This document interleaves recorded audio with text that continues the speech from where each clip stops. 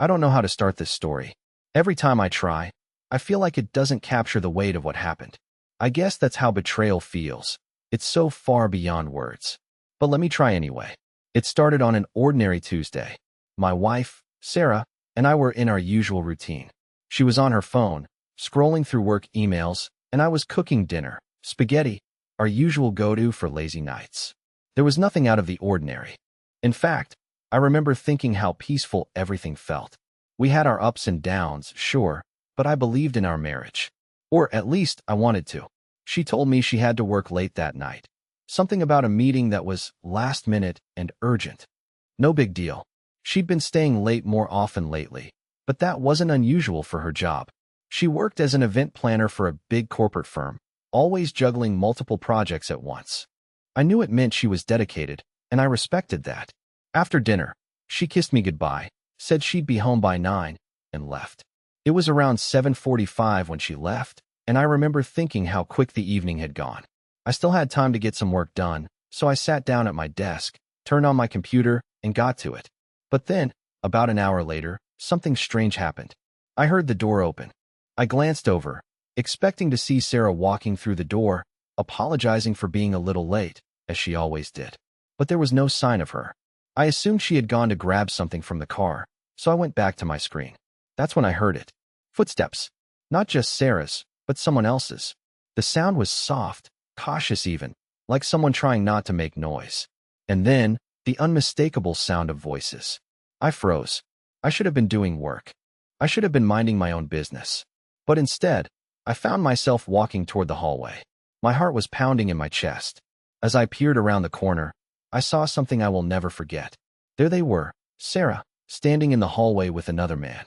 She didn't see me. She was laughing. The man was tall, wearing a casual blazer, and they were so close, their faces nearly touching. I could hear them now, clearly, their voices muffled but unmistakable. "Come on, Sarah," the man was saying, a grin in his voice. "You know how much I've missed you."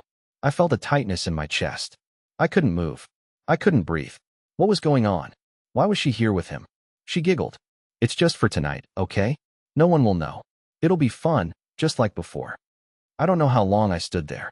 I don't know how many seconds or minutes passed. It could have been an eternity.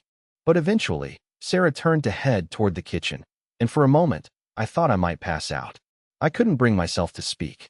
I turned around and went back to my desk, pretending to type, trying to convince myself it was a mistake. But deep down, I knew it wasn't. It couldn't be. Something was happening. Something real. Then the door opened again. I looked up to see Sarah and the man stepping into the living room. My blood ran cold. They didn't even acknowledge me. "I'll just be a minute," Sarah called out over her shoulder, as if everything was fine. Her voice was normal, almost too normal. She wasn't even pretending. I sat there, my mind a whirlwind. I could hear them talking, but the words weren't clear. I couldn't focus on anything other than the fact that I was sitting there, watching this happen. Watching her bring someone into my house. Our house. The place that was supposed to be our sanctuary. The man walked closer to the couch, and then Sarah said, "You know how much I hate lying to him, right?" The man chuckled. "What do you think he's going to do?" "Nothing. He's too much of a softie. Let him think whatever he wants." Those words hit me like a hammer to the chest. My body went cold, but my mind was a mess. I couldn't process it. I couldn't think. But I couldn't leave either. I needed to hear what was coming next. They continued their conversation, but my brain went into overload. I should have confronted her right then. I should have done something, anything. But I didn't. I stayed there, paralyzed, wondering how it had all come to this. The clock ticked. The night dragged on. And I stayed in that room, hearing them laughing, hearing them live their life while mine was slipping through my fingers. But then, Sarah did something that changed everything. She turned to the man, took his hand, and whispered something I'll never forget. "Let's just tell him. I can't keep living this lie anymore." I don't know what possessed me to do it, but that's when I stood up, walked into the living room, and confronted them. I don't remember exactly what I said. All I know is that Sarah's face turned pale. The man froze. They both looked like I had slapped them, but I didn't need to say much. The truth was already written on their faces. And just like that, my entire world shattered. I don't remember walking into the living room. One moment, I was sitting at my desk, trying to keep myself together, and the next, I found myself standing in front of Sarah and this man, this stranger who was sitting comfortably on my couch, as if he belonged there. The blood rushed to my head, and for a split second, everything around me went blurry. It was as if I had become someone else. The me who had spent years avoiding confrontation, the me who had always been a pushover, melted away in that moment.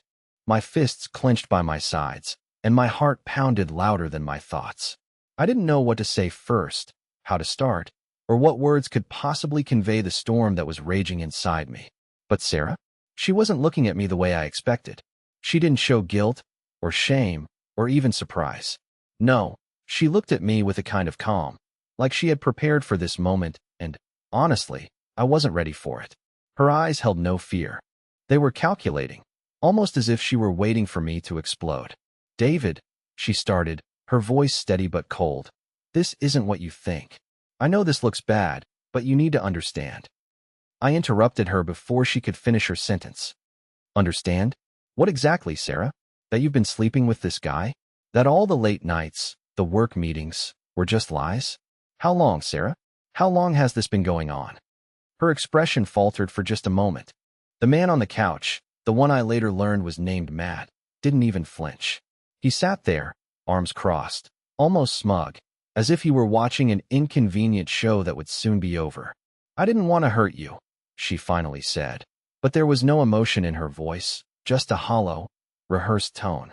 I didn't want to bring this up, but you need to know it's not just him. There's been more. I wasn't happy, David. I haven't been happy in a long time. The words hit me harder than any physical blow could have. More? What the hell did she mean by more? My mind was spinning, trying to piece together the fragments of this reality that I had completely missed. More, I repeated, almost laughing, but it was a hollow sound. You've been lying to me, living a double life, and now you tell me there's more? How could you do this to me, Sarah?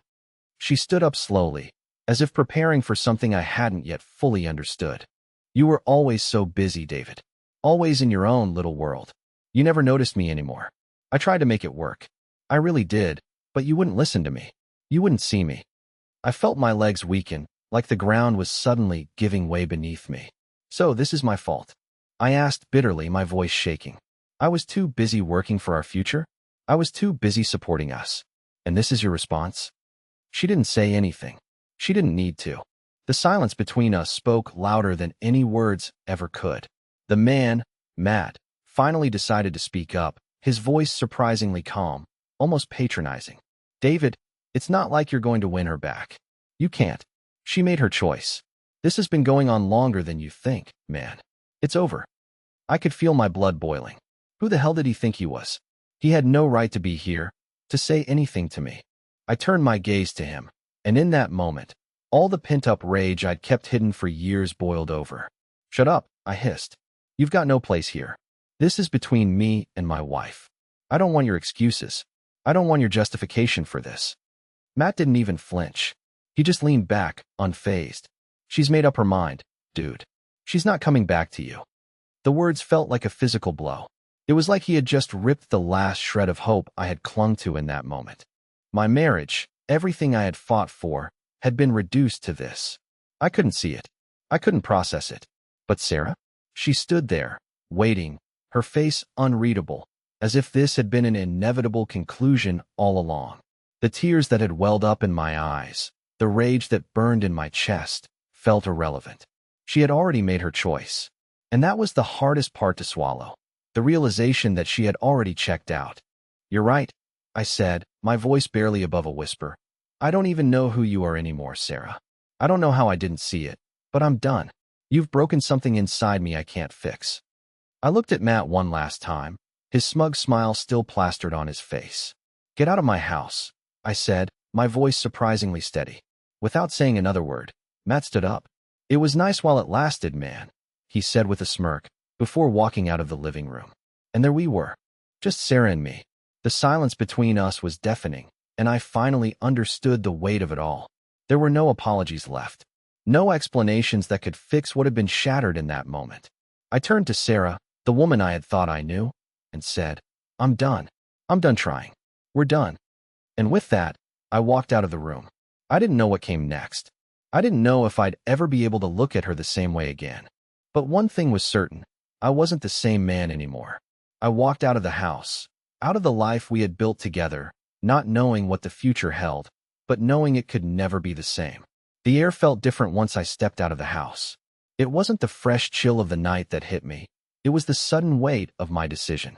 The cool breeze seemed to slice through the rage inside me, forcing me to think clearly for the first time since I'd walked in on Sarah and Matt. My hands were trembling, and for a moment, I thought I might collapse, but I kept walking. There was no going back now. I couldn't be that man anymore. The man who would sit quietly, watching his life unravel, pretending everything was fine. It wasn't fine. I didn't know where to go, what to do. I didn't want to go to my parents' house. They'd never understand. I couldn't even imagine facing my friends. What would I say?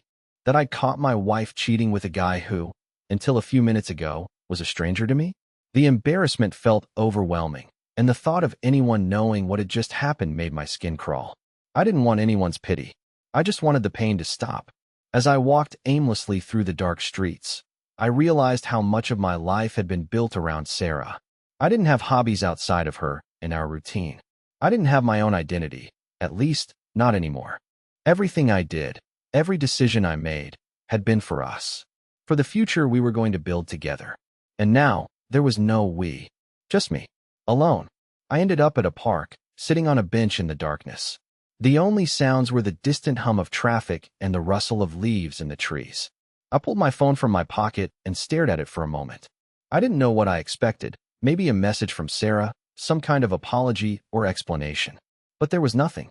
I didn't want her explanation. I didn't want to hear her try to justify what she'd done. I didn't even want to know where she was. I called a cab. I didn't care where it took me. I just needed to be away from that house, from that life, from her. As I sat in the back seat, the city lights blurring past, I realized something that hit me harder than any betrayal could. I had no idea who I was anymore. I had spent so long trying to make Sarah happy, trying to keep the peace, trying to prove I was worthy of her love. And now, I was left with nothing but an aching emptiness and a broken heart. The cab dropped me off at a hotel near the outskirts of town. I didn't want to go home. I didn't want to face the place where everything had fallen apart. I didn't want to hear her apologies or see her desperate attempts to explain herself. I needed space. Time to think. To breathe. The room was dimly lit, with plain white walls and a queen-sized bed that felt too big, too empty. I tossed my jacket on the chair and sat at the edge of the bed, staring at the blank TV screen. I didn't even have the energy to turn it on. My thoughts were like a whirlwind in my mind, spinning faster than I could keep up with. How could she do this? How long had it been going on? Was there someone else, too? And Matt, who was he? I picked up my phone again, scrolling aimlessly.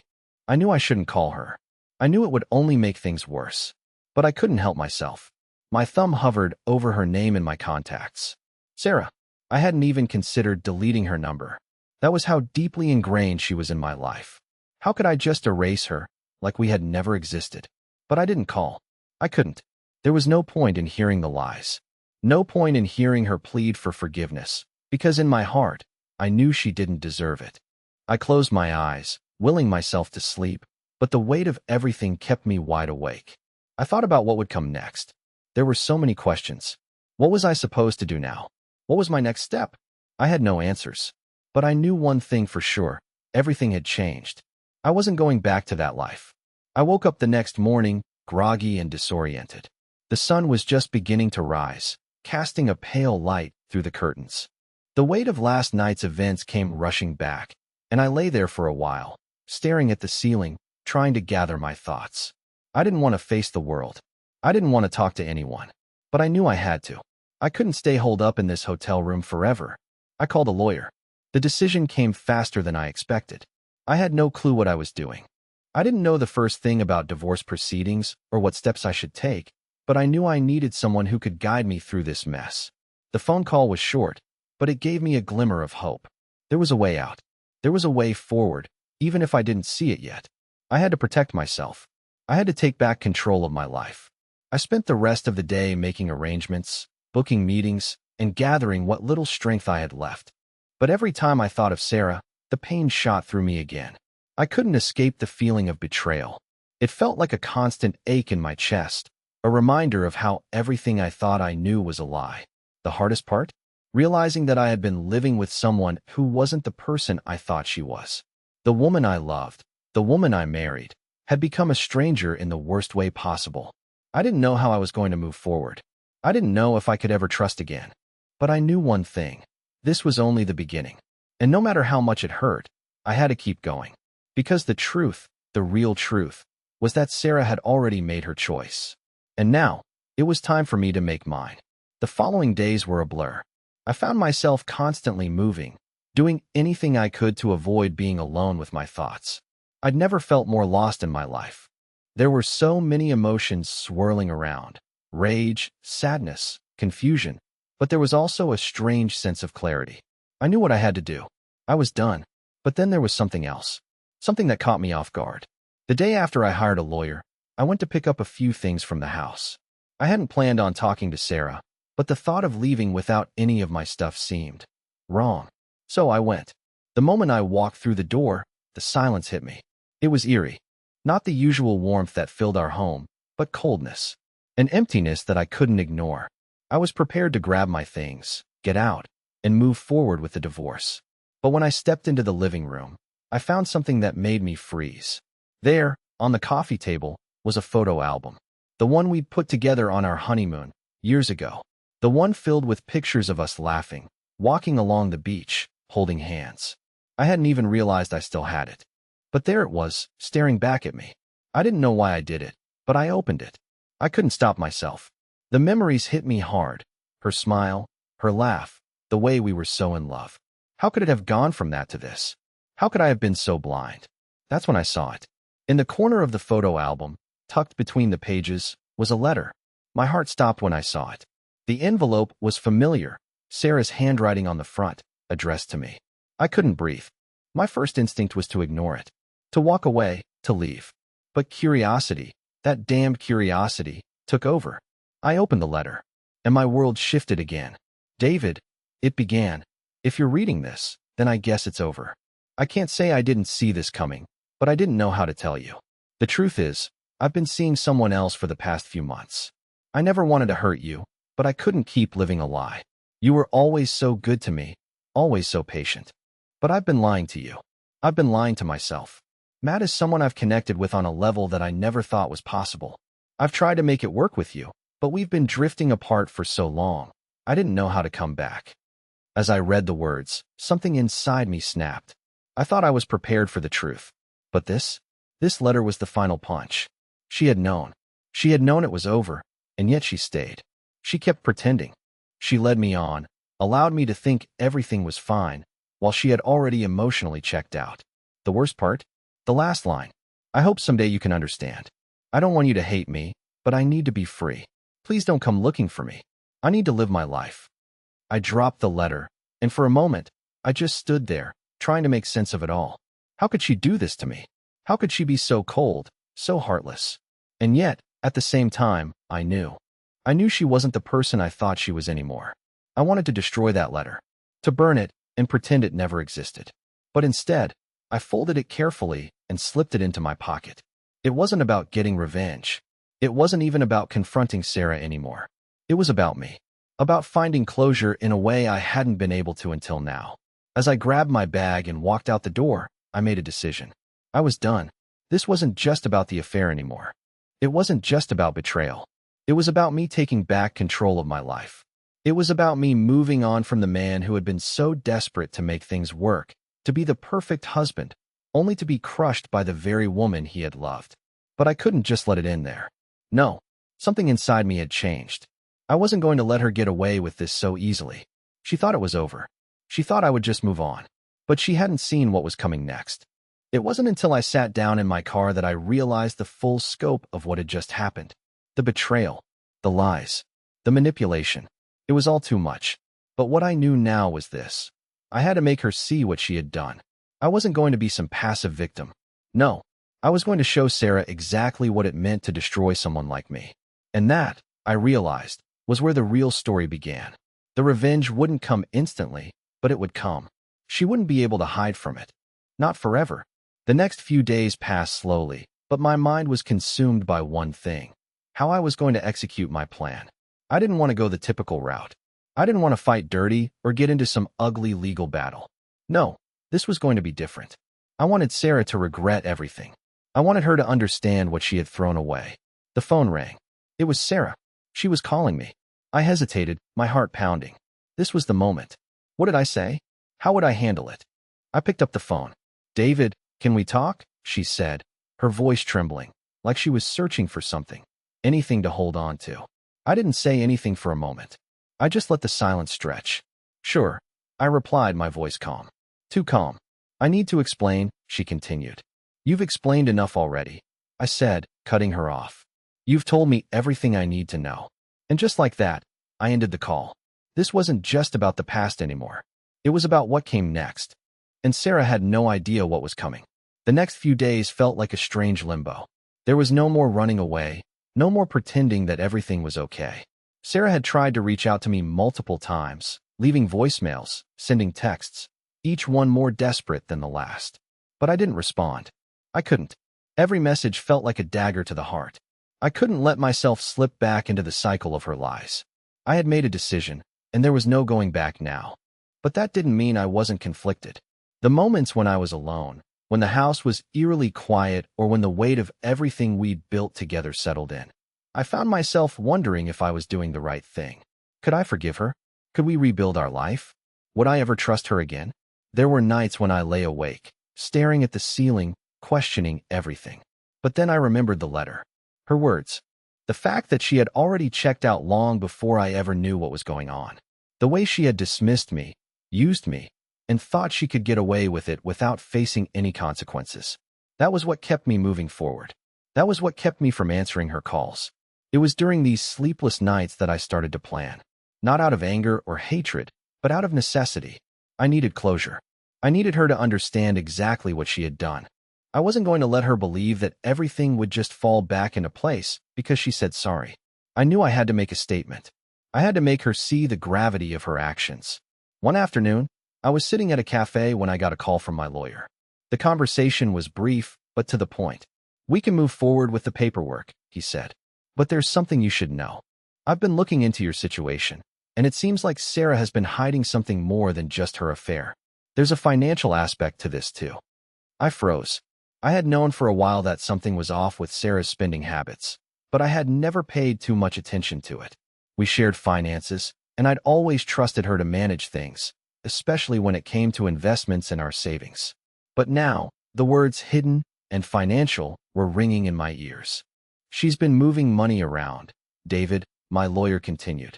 "There are several accounts under her name that you didn't know about. Large sums of money have been transferred. It looks like she's been planning something for a while." I felt the ground shift beneath me. Betrayal wasn't just about emotional infidelity anymore. It was about her manipulating our financial future, too. Was she preparing for this? Had she been planning her exit, just waiting for the right moment? All the pieces of the puzzle were starting to come together, and none of it looked good for Sarah. I ended the call and sat there for a moment, processing the new information. This wasn't just an affair. This wasn't just her walking away from our marriage. She had been planning for this. She had been lining up her escape while I was still fighting to save what we had. And the worst part was, I had been so blind to it. I took a deep breath and stood up, leaving the cafe. The time had come. I wasn't going to let her get away with it anymore.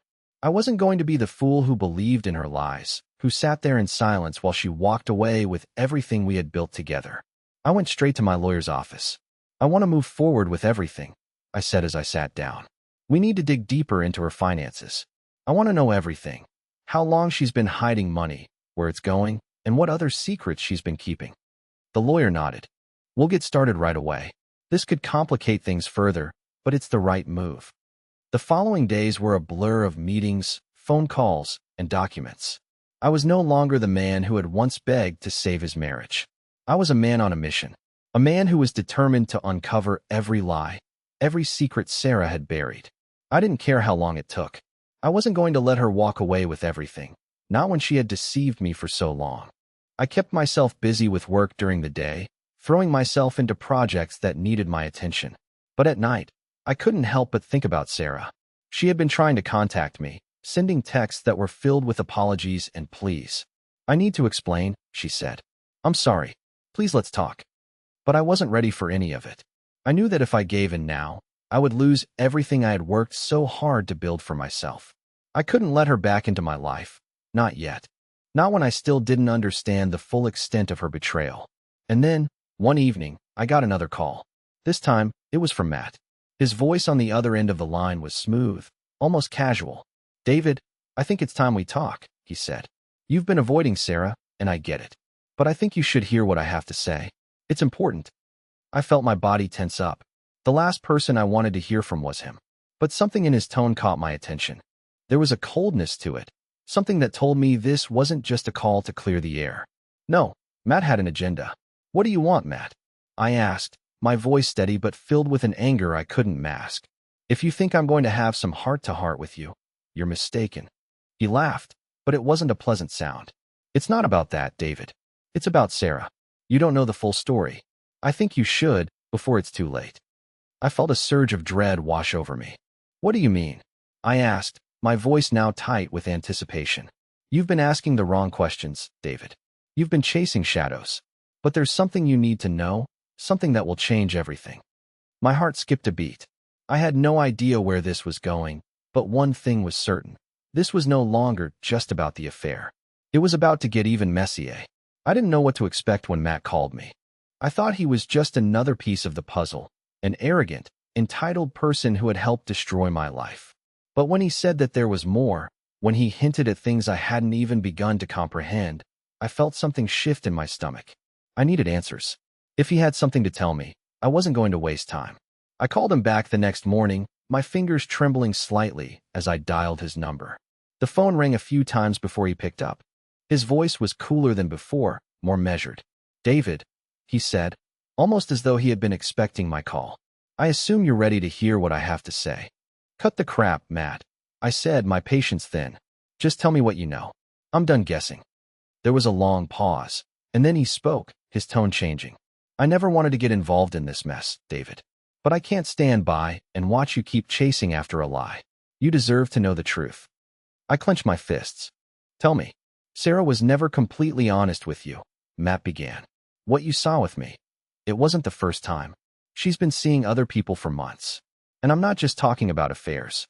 She's been making connections with other men. Business connections, if you know what I mean." The words hit me harder than anything I had heard before. I had thought I'd reached the limit of betrayal, but this was something else entirely. I thought about the way Sarah had always spoken about her business meetings, her work commitments, her late nights at the office. I never questioned her. I thought she was doing what she had to do. But now it all made sense. It was never about business. "You're saying this wasn't just about me and you?" I asked, my voice trembling with disbelief. "No," he said flatly. "Sarah has been using these affairs as leverage, leveraging men in high places for business deals, for favors. You think she's been this devoted, perfect wife? You think you were her only concern? She's been playing a game, David, and you were just part of it." I felt the room spinning around me. Every interaction I'd ever had with her, every late night, she'd come home smelling faintly of perfume that wasn't hers. Every conversation we'd had where I'd asked her what was really going on. Everything seemed to crash into my mind at once. How could I have been so blind?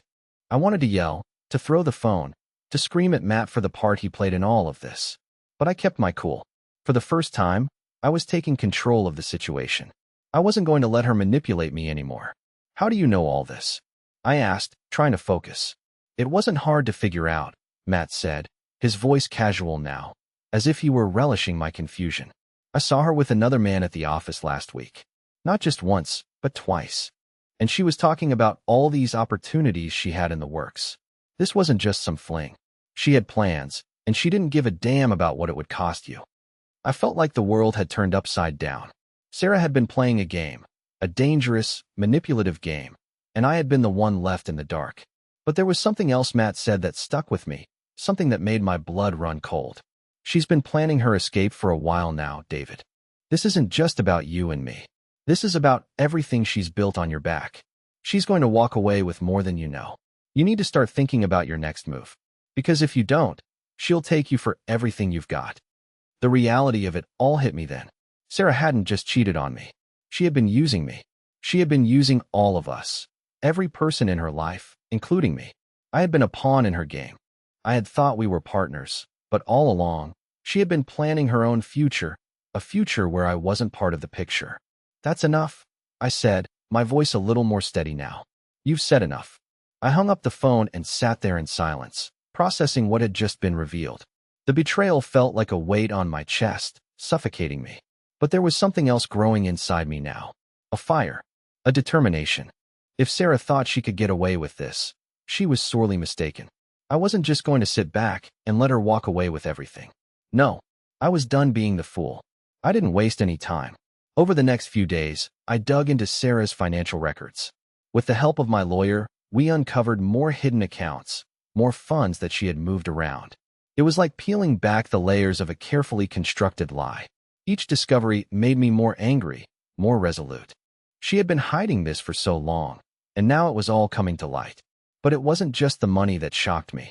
It was the realization that she had been living in a completely different world, one where I didn't even exist.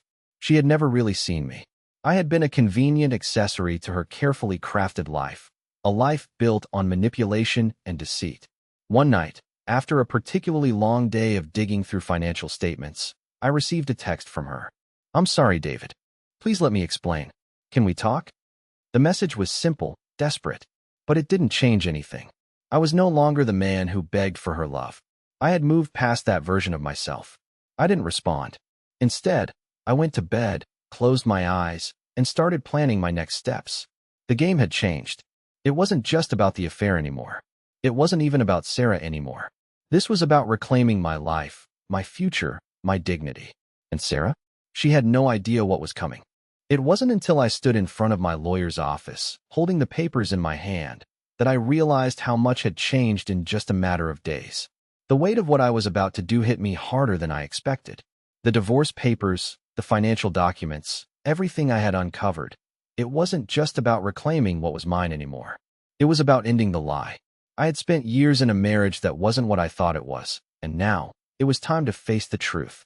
As I walked into the office, the sharp scent of wood and paper hit me. It was familiar, professional, and for some reason, it comforted me. My lawyer, Peter, looked up from his desk with a stern but understanding gaze. He'd been the one who helped me sort through everything. Every hidden account, every lie Sarah had told, and every document she thought would stay buried. "You're sure about this?" Peter asked, his voice calm but filled with a kind of gravity that made my stomach twist. "I am," I said, my voice steady. I had made my decision, and there was no going back. It's time. She's not going to get away with this. Not after everything she's done. Peter nodded, standing up and taking the papers from my hands. "I'll file these immediately, but we need to be ready for her reaction. She's not going to take this lying down." I couldn't imagine what her reaction would be. Would she beg me to come back? Would she accuse me of overreacting? Or would she simply try to spin everything in her favor?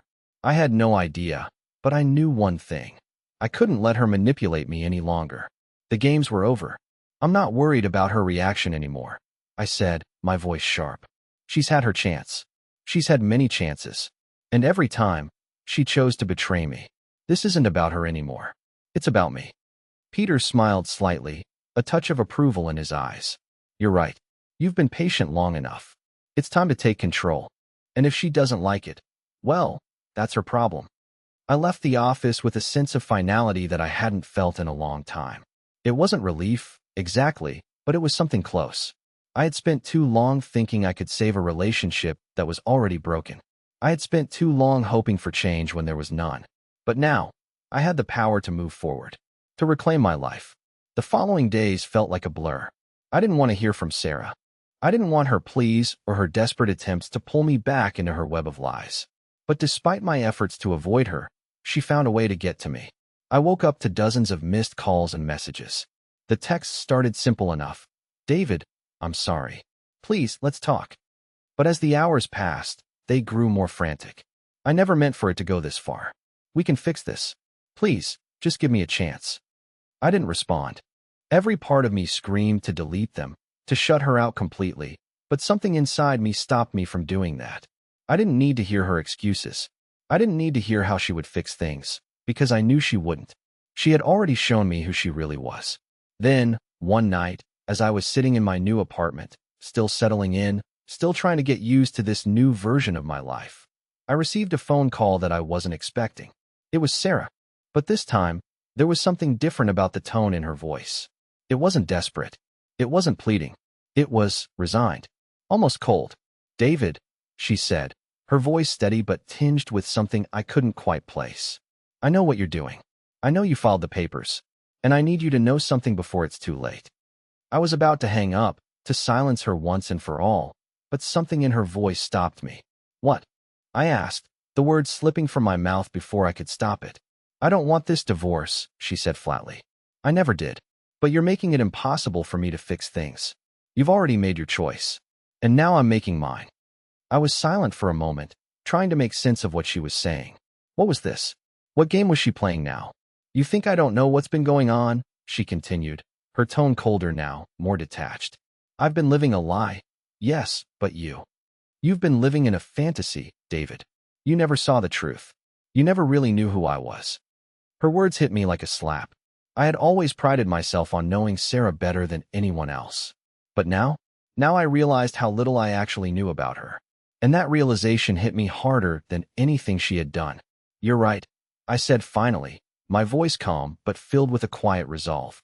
"I never really knew you. But I know what I need to do now." The line went silent. She didn't say anything for a long moment. And when she finally spoke, it was with a bitterness I hadn't expected. "You're making a mistake," she said. "You'll regret this." I hung up the phone before she could say anything else. That night, as I sat in my empty apartment, I realized something. I was no longer afraid. The anger I had felt, the confusion, it was all fading away. What I felt now was clarity. I wasn't going to look back. I wasn't going to regret the decision I had made. But I also knew that Sarah wouldn't let this go quietly. She would fight back. She would try to manipulate me, to guilt me into taking her back. But I was prepared for that. I knew what she was capable of now, and I wouldn't fall for it again. As I walked to my lawyer's office the next day, ready to sign the final paperwork, I couldn't help but feel a sense of finality. This wasn't just the end of my marriage. This was the end of a chapter in my life that had been full of lies, of manipulation, of things I would never be able to forget. But it was also the beginning of something new. I wasn't sure what that new life would look like yet. But I was sure of one thing. I was finally free. And Sarah? She had no idea what I had planned next. The last few months had been nothing short of a whirlwind. My life, which I had once believed was solid and unshakable, had completely crumbled before my eyes. But as the divorce papers were finalized, something unexpected happened, something I hadn't anticipated. I started to feel free. Free from the lies, the betrayals, and the constant weight of trying to fix something that was never meant to be fixed. It took time, but I gradually began to rebuild. At first, it was small things. I started going to the gym again, something I hadn't done in years. I picked up hobbies I'd abandoned when I was busy trying to please Sarah, painting, reading, and even taking short trips on weekends to places I'd always wanted to visit but never had the time for. And you know what? I found a part of myself I'd forgotten. I had forgotten who I was, outside of the man who was always trying to save a broken marriage. The person I had been before I met Sarah. The one who was confident, adventurous, and at peace with who he was. That person was still there. It was just buried under years of trying to be someone I wasn't. One evening, a few weeks after the final paperwork had been signed, I received a message. It wasn't from Sarah. Thankfully, she had stopped contacting me. It was from an old friend I hadn't seen in years, one who had moved away right after college. His name was Matt. Yes, a different Matt, and he had been a close friend back when I was just starting out in life. We'd lost touch over the years, but his message was simple. "Hey, I know it's been a while, but I'm in town and wanted to catch up. Are you free for coffee?" I hadn't realized how much I missed the simplicity of those days. The days before everything got so complicated. So I agreed. We met at a small coffee shop downtown, and as soon as we sat down, it was like no time had passed. We talked about everything. Our old college days, the struggles we both faced, and, of course, my recent divorce. It felt good to talk to someone who wasn't wrapped up in the mess of my life. Someone who had no judgment, just support. "You know," Matt said, taking a sip of his coffee, "I'm really proud of you. You've come a long way from the guy who would have done anything for Sarah. You're different now. Stronger." I smiled. But there was a depth to his words that hit me hard. He was right. I had come a long way. I wasn't the same person who had clung to the hope of saving something that wasn't meant to be saved. I had let go of the past, and now I was finally able to breathe again. That night, I went home and sat down on my couch, looking out at the city lights. For the first time in what felt like forever, I felt at peace. The weight of the past had lifted. The anger, the hurt, the bitterness, it was all starting to fade. In its place was a quiet contentment, a feeling that everything was going to be okay. I didn't know what the future held. Maybe I would meet someone new. Maybe I wouldn't. But one thing was certain. I was in control of my own life now. I was no longer bound by someone else's mistakes or the weight of an impossible situation. I was free to live the way I wanted to live. For the first time in a long while, I could say without hesitation, I was finally happy. And for the first time in years, I felt like I was moving forward, one step at a time. As the days went on, I continued to build my life, slowly, carefully, and with a newfound sense of purpose. The road ahead wasn't perfect, and I knew there would be challenges, but I was no longer afraid of them. I had already faced the worst, and I had survived. The last few months had taught me more about myself than I could have imagined. They taught me that strength doesn't come from holding on to the past, but from letting go. And that's exactly what I did. This was just the beginning. And no matter where life took me next, I was ready.